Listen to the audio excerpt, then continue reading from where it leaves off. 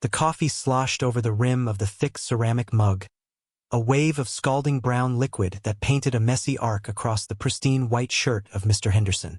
The gasp from booth number 3 was sharp, a sound like tearing fabric. Clara felt the blood drain from her face, her hand frozen mid-air, the pot still tilted at a guilty angle. The diner, a moment before a low hum of clinking cutlery and murmured conversations, fell into a sudden, cavernous silence. Every eye was on her, on the spreading stain, on the fury gathering in Mr. Henderson's face like a storm cloud. He was a man who wore his wealth like armor, and she had just dented it with lukewarm coffee.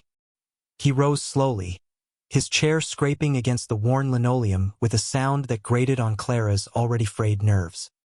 His voice, when it came, was not a shout, but a low, venomous hiss that carried farther than any yell. "You clumsy, incompetent woman," he said, each word a perfectly polished stone of contempt. "Look what you've done. This shirt is worth more than you make in a week." He didn't just say it to her. He announced it to the room, a proclamation of her worthlessness. The other patrons, the regulars who knew her name, the families with sticky-fingered children, the old men nursing their morning brew, averted their gazes. They stared into their plates, at the sugar dispenser, at the gray morning light filtering through the greasy windows. Anywhere but at her. Their silence was a verdict, a collective agreement with his assessment. She was just Clara, the quiet waitress with tired eyes and a perpetually apologetic slump in her shoulders. Her boss, Hank, emerged from the kitchen, wiping his greasy hands on an already stained apron. He took in the scene with a practiced weariness. He saw the expensive, ruined shirt, and he saw his fuming, high-tipping customer. He didn't see Clara, not really. He saw a problem to be managed. "I'm so sorry, Mr. Henderson," Hank said, his voice oozing a placating tone that made Clara's stomach clench. "Clara, what is wrong with you? Get a cloth. The meal is on the house, of course, sir. And we'll cover the dry cleaning." Mr. Henderson wasn't finished.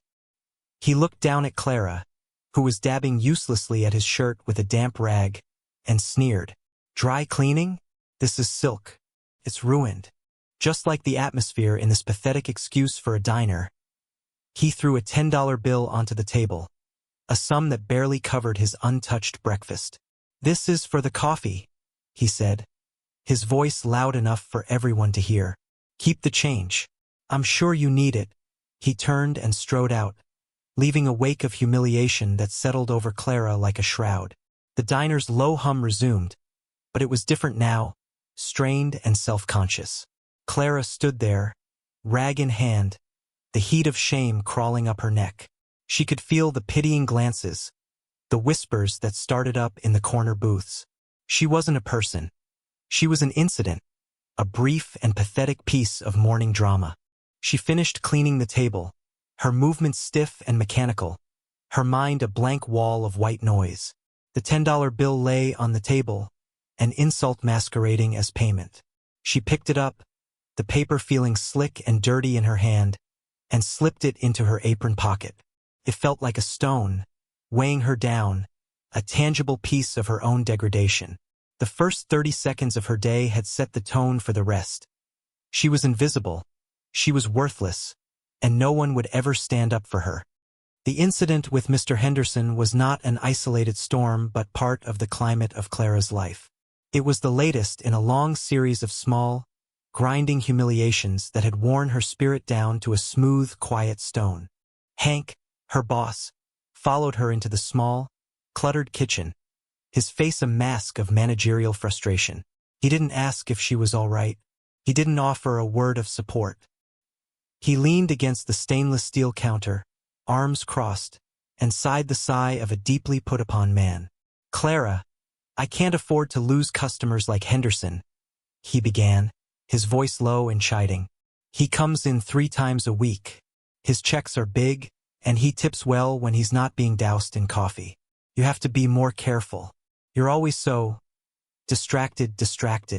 The word hung in the air between them, thick with unspoken accusations. It suggested a lack of care, a flightiness she could not afford. She wasn't distracted. She was exhausted. She was a single mother holding 2 jobs to keep a roof over her son's head. A son whose medical needs were a constant, terrifying weight on her mind. But she didn't say any of this. Explanations, she had learned, sounded like excuses to men like Hank. "I'm sorry, Hank," she murmured, her gaze fixed on the grimy floor tiles. "It was an accident. My hand slipped. Accidents cost me money," he grunted, unimpressed. He mentioned he might speak to the owner. "You know what that means. Just try to keep your head in the game." He turned and left, the swinging door flapping in his wake, leaving her alone with the smell of stale grease and the clatter of dishes from the sink. The cook, a large, silent man named Sal, glanced at her from his station, his expression unreadable, before turning back to the sizzling grill. He had seen it all, but his silence was another brick in the wall of her isolation. Back in the main dining room, the atmosphere had solidified into a thick, uncomfortable quiet.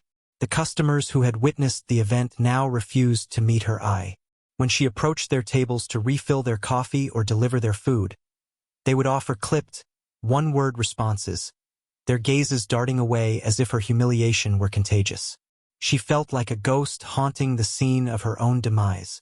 She moved between the booths, her smile a brittle, painted-on thing. She could hear fragments of their conversations, hushed tones that ceased the moment she drew near. They were dissecting her, judging her. "Poor thing," a woman in booth 5 whispered to her husband.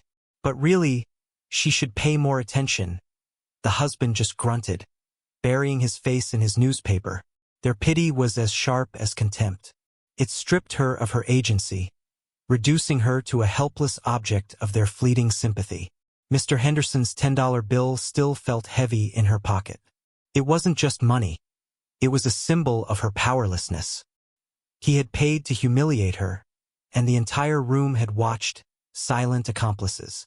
They had let him define her, and she had no voice to refute the definition. She was clumsy. She was incompetent. She was the woman who couldn't even pour a cup of coffee without causing a scene. As she cleared the plates from another table, a young couple, they left a meager tip, the coins scattered carelessly on the table. It was less than 10%. She knew they had seen what happened, and in their minds, her service was now tainted by her earlier failure. Her incompetence was a fact, proven and established. The financial sting was sharp, but the sting of their judgment was sharper still. Each cleared table, each averted glance, reinforced the narrative of the morning. She was alone, adrift in a sea of indifferent faces, and the tide was pulling her under. The conflict wasn't just with Mr. Henderson. It was with the suffocating silence of everyone else. Clara's quiet endurance wasn't born of weakness, but of a deeply ingrained sense of duty forged in the crucible of loss. As she mechanically wiped down the counter, her mind drifted away from the sticky residue of spilled syrup and the lingering scent of Mr. Henderson's cologne.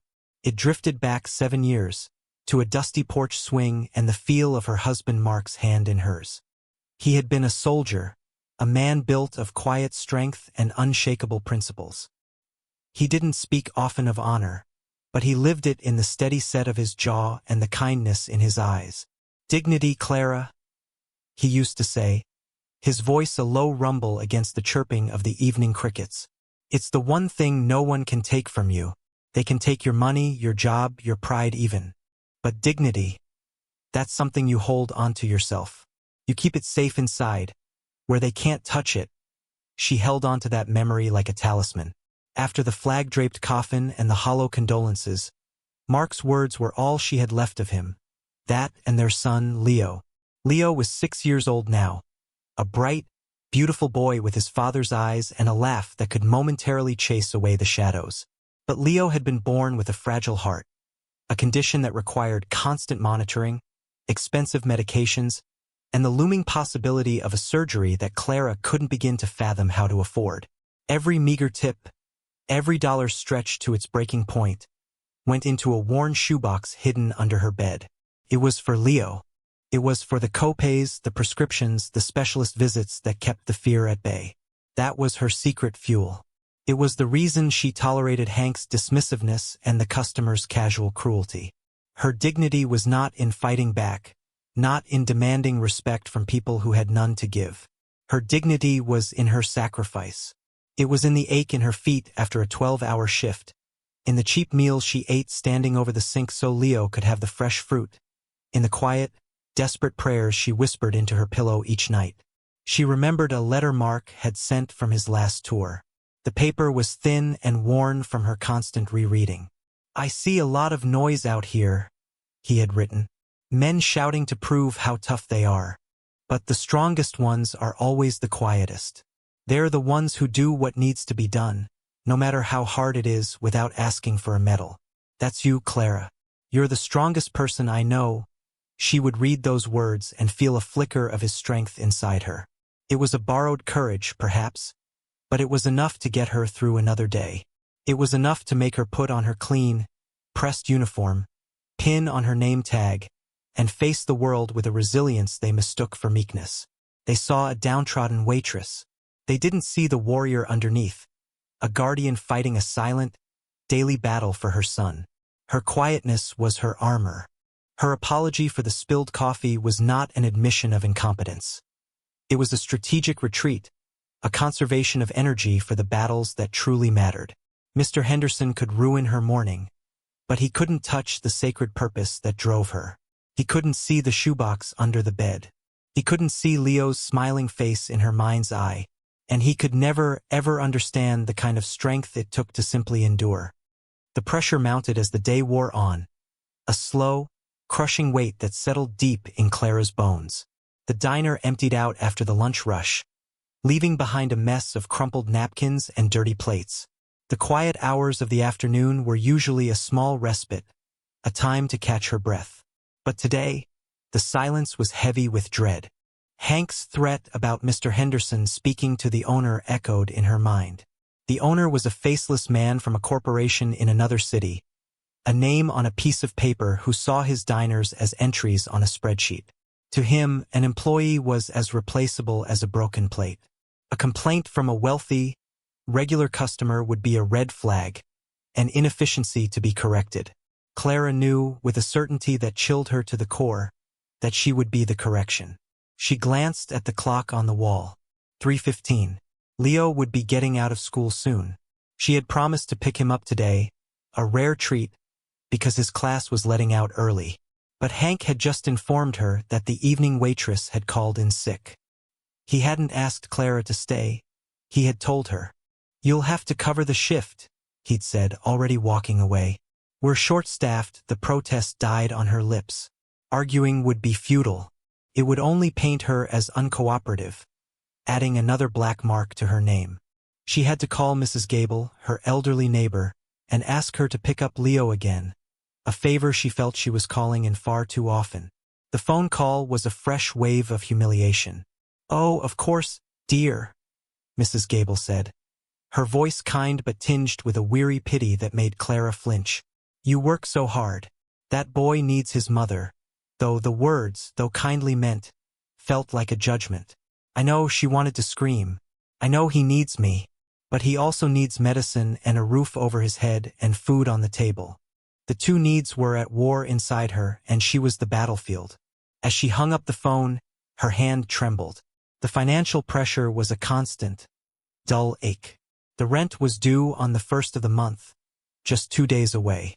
Her tips from the morning had been abysmal, poisoned by Henderson's theatrical exit. The $10 bill he'd thrown on the table was still in her pocket, a bitter reminder. She counted the crumpled bills and loose change she had managed to collect. $17.42. Not even enough for a full tank of gas for her rattling, unreliable car. A text message vibrated in her pocket. It was an automated reminder from the pharmacy. Leo's prescription was ready for pickup. $34. Another wave of cold panic washed over her. She wouldn't have enough. Not today. She would have to wait until she got her meager paycheck on Friday, and hope Leo's current supply would last. The community of the diner continued its silent observation.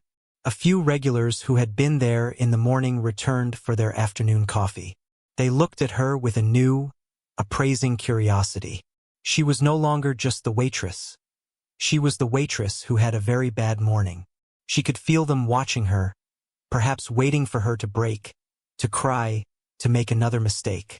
Their silence was not supportive. It was expectant. It was the silence of a crowd at a tightrope walk, waiting for the fall. Clara moved through the motions, refilling sugar dispensers, wiping down menus, her body on autopilot while her mind raced, trapped in a maze of impossible choices and mounting debts. The pressure was building, not just from one man or one incident, but from the entire architecture of her life, and she could feel the cracks beginning to form. The afternoon bled into a cold, dreary evening. Rain began to fall, streaking the diner's large front windows and blurring the headlights of the passing cars into long, melancholic smears of color. The dinner rush was slow, the bad weather keeping most people at home. The few customers who trickled in were quiet and hurried, eager to get back to their warm, dry lives. Clara felt a profound sense of detachment, as if she were watching herself from a great distance, a small, tired figure moving through a world that had forgotten her. It was during a lull, as she stared out at the rain-slicked street, that she saw him, an old man, huddled in the recessed doorway of the closed-down hardware store next door. He was a scarecrow figure, his clothes dark and soaked through, his frame thin and bent against the wind. He wasn't begging, not holding a sign or a cup. He was just enduring, existing in a space most people tried not to see. Other pedestrians hurried past, their umbrellas held low, their collars turned up, creating a small, mobile bubble of oblivion around them. They didn't see him, or if they did, they chose not to. Clara had seen him around the neighborhood before, a silent, spectral presence on the fringes. But tonight, the sight of him struck a chord deep within her. She saw not a nameless, homeless man, but a reflection of her own struggle. He was cold, ignored, and fighting a battle no one else could see. She looked at his face, illuminated for a moment by a passing car's headlights. His eyes were closed, his expression one of weary resignation. It was the same exhaustion she felt in her own soul. Without a conscious thought, her hand went to her apron pocket. Her fingers closed around the crumpled wad of bills and coins. $17.42. And beneath it, the crisp, separate $10 bill from Mr. Henderson. A total of $27.42. It was her gas money, her grocery money, the beginning of the copay for Leo's medicine. It was everything she had in the world. A customer at the counter called for his check, breaking the spell. She hurried over, took his payment, and returned the change. Her mind was a whirlwind. Hank was in the back, tallying receipts. No one was watching. She could just ignore the man. Everyone else was. It was the sensible thing to do. She had her own problems, her own child to think about. But then she thought of Mark's words. Dignity is something you hold onto yourself. What was dignity if not recognizing it in someone else? In that moment, her own problems seemed to shrink. Her struggle was real, but she had a roof, a job, a son waiting for her. The man outside had nothing but the cold rain for a blanket. She made her decision. It wasn't a choice, really. It was an imperative. She took all the money from her pocket, the tips she had earned through a day of quiet suffering and the $10 bill that was the price of her humiliation, and folded it into a small, tight square. On her break, she didn't go to the staff room. She grabbed her thin jacket, pushed open the diner's heavy glass door, and stepped out into the rain. The bell above the door chimed softly, a sound no one seemed to notice. She walked the few steps to the doorway where the old man sat, the cold rain instantly soaking her hair. He opened his eyes as she approached, a flicker of alarm in their depths. He expected to be told to move on. Clara knelt down so their eyes were level. She didn't say much. She couldn't. The words were stuck in her throat. She simply held out the folded cash. "Please," she whispered, her voice thick with an emotion she couldn't name. "Get something warm to eat. Get out of the rain." The old man looked from the money to her face, his expression shifting from suspicion to a profound, heart-wrenching confusion. He didn't reach for it. He just stared at her. She gently took his cold, chapped hand and pressed the money into his palm, closing his fingers around it.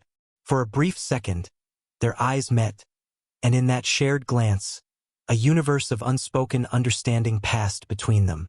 She gave him a small, watery smile, then stood up and walked back into the diner, the cold rain on her face masking the tears that had begun to fall.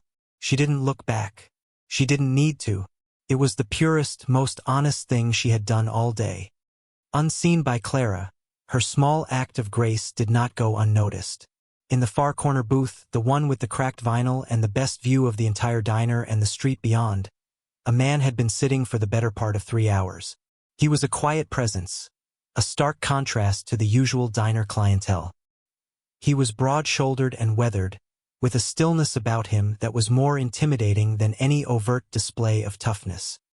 He wore a faded, plain leather vest, scuffed boots, and an air of watchful patience.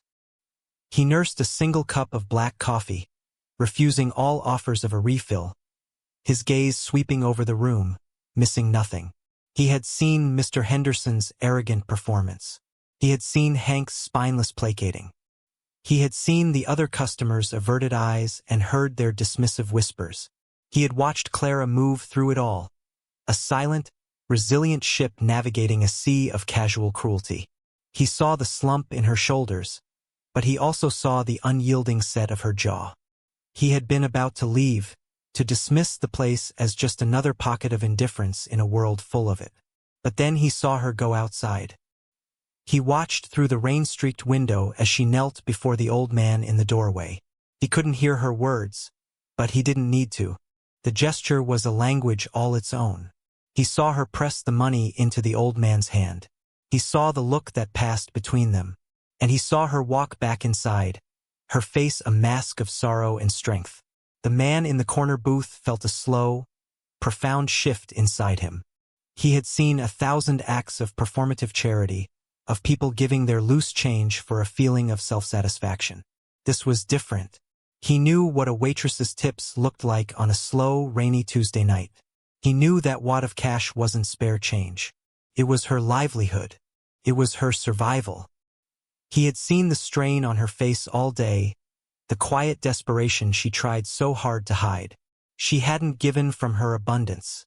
She had given from her scarcity. She had given what she could not afford to give. The man slowly reached into his own pocket and pulled out a worn, flip-style cell phone. He scrolled through his contacts until he found the name he was looking for. Preacher. He typed out a short, simple text message. Found him. Pops. At the Greasy Spoon on Elm. A waitress just gave him her entire night's earnings. She's the one. He paused for a moment, then added another line. Henderson was here earlier. Gave her hell. He hit send. The message went out into the ether, a small digital signal that would set in motion a force of nature. He placed the phone back on the table and took a final sip of his cold coffee. He watched Clara as she went back to work, wiping down the counter, her movements a little slower now, her face pale. She had no idea that her quiet act of compassion had just lit a beacon. The whispers in the diner had been of judgment and pity. But a new whisper was starting, one she couldn't yet hear. It was the whisper of steel and leather, of loyalty forged in fire, of a brotherhood that paid its debts in ways the world had forgotten. The man in the corner booth stood up, his large frame momentarily blocking the light. He walked to the counter, leaving a crisp $100 bill next to his empty coffee cup. Clara looked up, startled, but he was already heading for the door. He paused, turned his head slightly, and met her eyes for the first time. He didn't smile, but he gave a slow, deliberate nod. It was a gesture of profound, silent respect. Then he was gone, the bell above the door chiming his exit, leaving Clara staring at the money, a seed of bewildered hope beginning to sprout in the barren ground of her evening. The next morning arrived gray and damp, the sky the color of dishwater.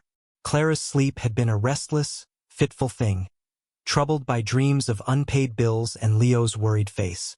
She had walked home in the rain the night before, her pockets empty, her heart a confusing mix of dread and a strange, quiet peace. The $100 bill from the mysterious man sat in the shoebox under her bed, a baffling anomaly she couldn't yet process. She arrived at the diner before sunrise, the streets still empty and quiet. But as she turned the corner onto Elm Street, she felt it first. A low, deep vibration that seemed to hum up through the soles of her worn sneakers.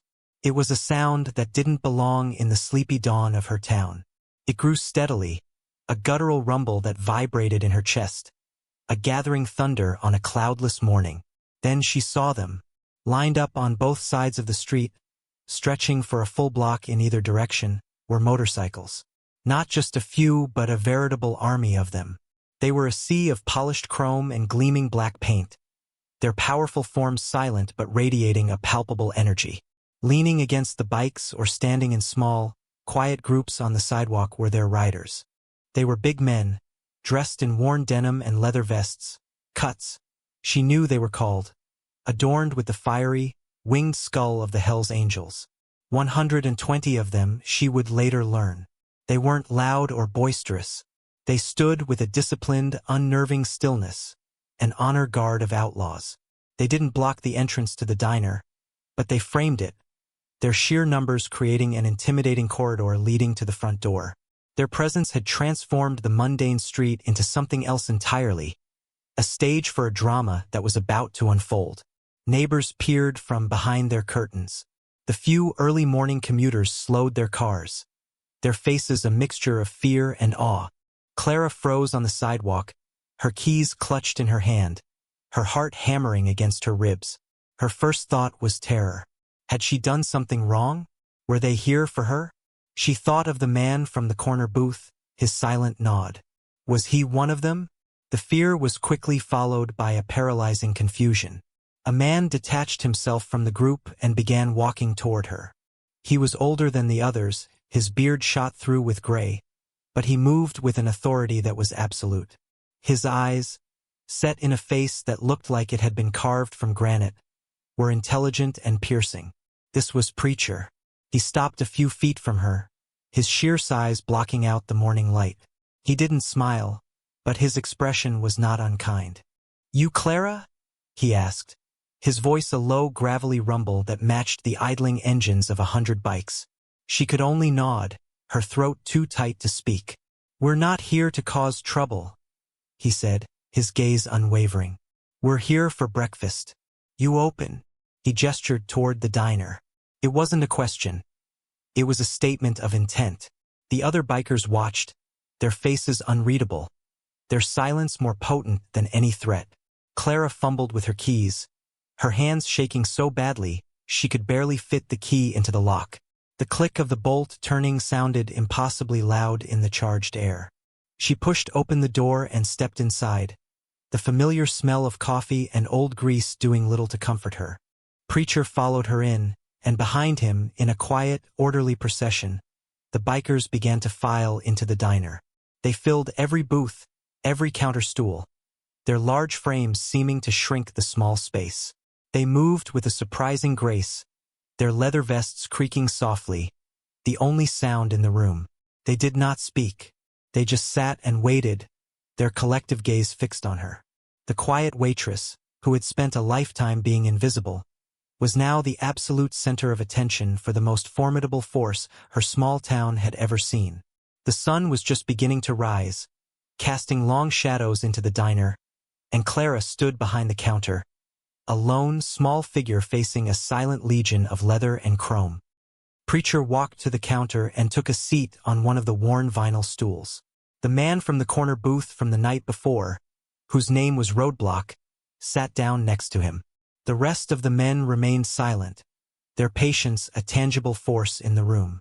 Clara, running on pure adrenaline, started a fresh pot of coffee, her hands moving with a practiced, automatic efficiency that belied the tremor running through her.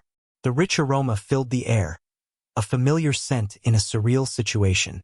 She poured a cup and placed it in front of Preacher, his large, calloused hand wrapped around the mug. He took a slow sip, his eyes never leaving her face. "The old man you helped last night," he began, his voice low and steady, cutting through the silence. "His name is William. We call him Pops." He paused, letting the name settle in the air. Pops is not just some vagrant. He's the father of the man who founded our charter. A man we called Saint. Saint died on the road 10 years ago. On his deathbed, he made us all swear an oath. He made us promise we'd look after his old man, no matter what. Pops is proud. He's stubborn. He won't take a dime from us directly. Says he doesn't need charity. Preacher took another sip of coffee. Every now and then, he just disappears for a while. Likes to test the world's heart, he says. He goes out there with nothing to see if there's any kindness left. Most of the time, he comes back with stories of being ignored, cursed at, chased away. He comes back with his faith in people a little more broken. Clara listened, her heart pounding a frantic rhythm against her ribs. The image of the old man's tired, kind eyes flashed in her mind. We send someone to watch him from a distance, Roadblock added, his voice a quiet baritone. To make sure he's safe. That was my job last night. He looked directly at Clara, and for the first time, she saw the profound respect in his eyes. I saw what Henderson did, Roadblock said, his voice hardening slightly. I saw how they all just watched. And then I saw you. I saw you go out in the rain. I saw you give Pops every dollar you had. Preacher leaned forward slightly, his expression intense. You didn't give him your spare change, Clara. You gave him your rent. You gave him your son's medicine money. Roadblock followed you home last night, from a distance. We know. We know you walked because you didn't have gas money. We know about Leo. We know everything. The revelation struck Clara with the force of a physical blow. They knew. They had seen past the tired waitress uniform to the very core of her struggle. They had not just seen her action. They understood the depth of her sacrifice. That man, Preacher continued, his voice resonating with a deep, unwavering conviction. The one you showed such dignity to, he's family. He's the father of our brotherhood. And when you knelt in the rain and showed him that kindness, you treated our family with honor. And this club, we repay honor with loyalty. Absolute loyalty. He looked around the diner, at the faces of his brothers, each one nodding in silent, solemn agreement. You thought no one saw you, Preacher said, his voice softening slightly. You thought you were alone. You're not alone anymore. The truth of it settled over her. A warm, heavy blanket of protection she had never known. She hadn't just given away $27. She had made a deposit into an account of honor she never knew existed. And the return on her investment was a room full of angels, fierce and clad in leather. Just as the weight of Preacher's words settled in, the bell above the diner door chimed. Hank, the owner, bustled in, his face a mask of irritation at having to start his day. He stopped dead in his tracks just inside the door, his jaw dropping as he took in the scene. His diner, his predictable little world, was occupied by a silent army of men who radiated an aura of raw, untamed power.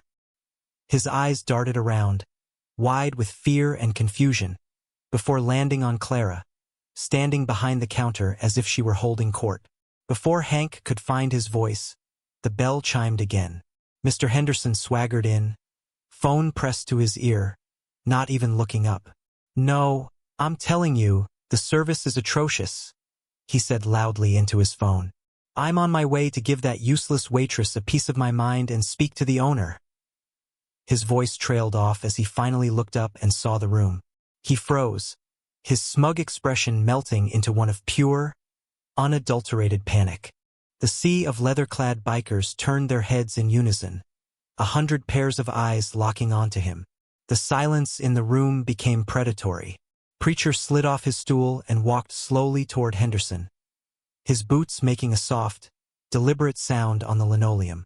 He didn't hurry. He didn't need to. Every man in the room was a wall, and Henderson was trapped. You're Henderson, Preacher stated, his voice flat and cold. It wasn't a question.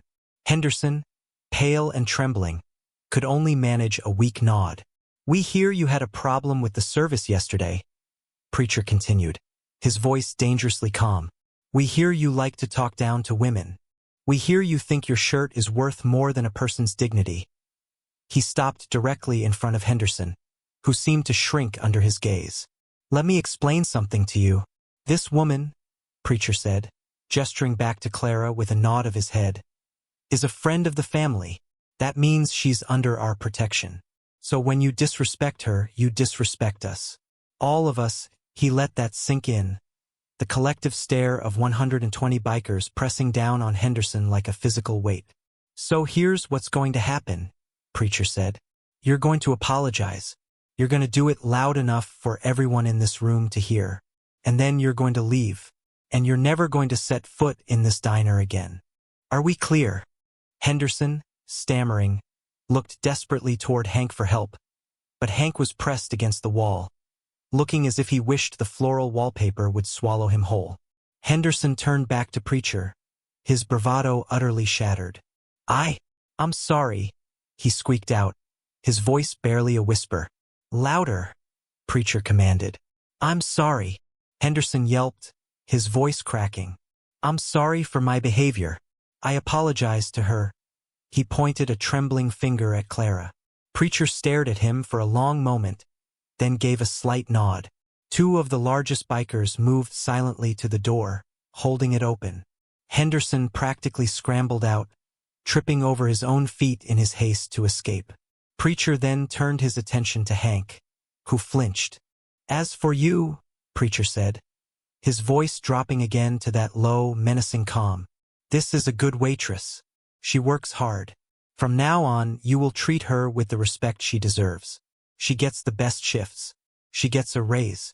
And if we ever hear that you've given her a hard time again, every single one of us will become your most difficult customer.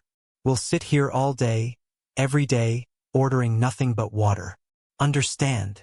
Hank, sweating profusely, nodded vigorously. Yes, sir. Absolutely. Crystal clear. Preacher walked back to the counter. Now, he said to Clara, the hardness gone from his voice, replaced by a quiet respect. Coffee for my brothers, and a plate of whatever is best. We're hungry. The tension in the room broke. A low murmur of conversation started as Clara, her hands still shaking but her heart soaring, began to pour coffee. One by one, as she served them, each biker looked her in the eye and said a quiet, "Thank you, ma'am," and one by one, they each placed a $100 bill on the counter. The diner transformed into a place of quiet, respectful ceremony. Clara moved with a newfound grace, her exhaustion replaced by a surge of adrenaline and a feeling she hadn't experienced in years. Validation. The bikers were the perfect customers. They were polite, patient, and appreciative. They spoke in low tones, their conversations a rumbling undercurrent of brotherhood. They ate the bacon and eggs, the pancakes and toast, with a hearty appetite, turning the humble diner food into a feast. Hank, meanwhile, was a changed man. He darted around, refilling coffee pots, clearing plates, his face plastered with a terrified, eager-to-please smile. He called Clara ma'am and asked if she needed anything, his earlier condescension replaced by a desperate deference. The power dynamic in his small kingdom had been irrevocably overturned. The community outside began to take notice. The line of motorcycles was a spectacle, and people gathered on the opposite sidewalk, pointing and whispering. The story of what was happening inside the Greasy Spoon began to spread through the town with the speed of gossip. The narrative shifted from the clumsy waitress to something far more intriguing. She was the woman who had somehow earned the respect of the Hells Angels. As the bikers finished their meals, they filed up to the counter, each one leaving their empty plate and the crisp $100 bill they had set down earlier. No one asked for change. Clara stood behind the register, a growing mountain of cash beside her, feeling completely overwhelmed. It wasn't charity. It was payment. It was a gesture of respect so profound it left her breathless. Preacher was the last to leave. He stood before her at the counter, his expression warm. "We paid for Pop's meal from last night, too," he said, nodding toward the pile of money. "And a little extra for the trouble." He reached inside his vest and pulled out a small, folded piece of paper. He slid it across the counter to her. It was a business card for a pediatric cardiologist, one of the best in the state. On the back, a phone number was scrawled. "That's document. He's a friend," Preacher said. He knows some people at the hospital. He's going to take a look at Leo's file. The club is starting a fund. Any future medical bills, they're taken care of. You just focus on being his mom. Tears welled in Clara's eyes, hot and unstoppable. For years, she had carried the weight of Leo's health alone, a crushing burden that shaped every moment of her life. And now, in an instant, that weight was being lifted by this group of unlikely saviors. I don't know what to say, she stammered, the words catching in her throat. You don't have to say anything, Preacher said gently. You already said it all last night, when you knelt in the rain. Kindness is a language that doesn't need words. He placed a heavy, reassuring hand on her shoulder for a moment. You're good people, Clara. Don't let anyone make you feel otherwise. With a final nod, he turned and walked out the door. The bikers were already mounting their motorcycles, the morning sun glinting off the chrome. As Preacher swung his leg over his own bike, he gave a signal. 120 engines roared to life in perfect, deafening unison. The sound was not a threat. It was a salute. It was the sound of loyalty, a promise of protection that echoed off the buildings and shook the very foundations of the town. The community watched in stunned silence as the long, formidable procession of motorcycles rumbled down Elm Street and disappeared over the horizon, leaving behind a profound quiet and a world that had been completely and beautifully changed. Clara stood in the doorway of the diner, the pile of money on the counter forgotten. She held the doctor's card in her hand, a symbol of a future that was suddenly, miraculously, full of hope. The respect she now saw in Hank's eyes, and in the faces of the onlookers across the street, was a start. But the respect she felt for herself, a quiet dignity she had reclaimed from the rain-soaked pavement, was the real prize. The roar of the engines faded, but its echo remained, a permanent reminder that she was no longer alone.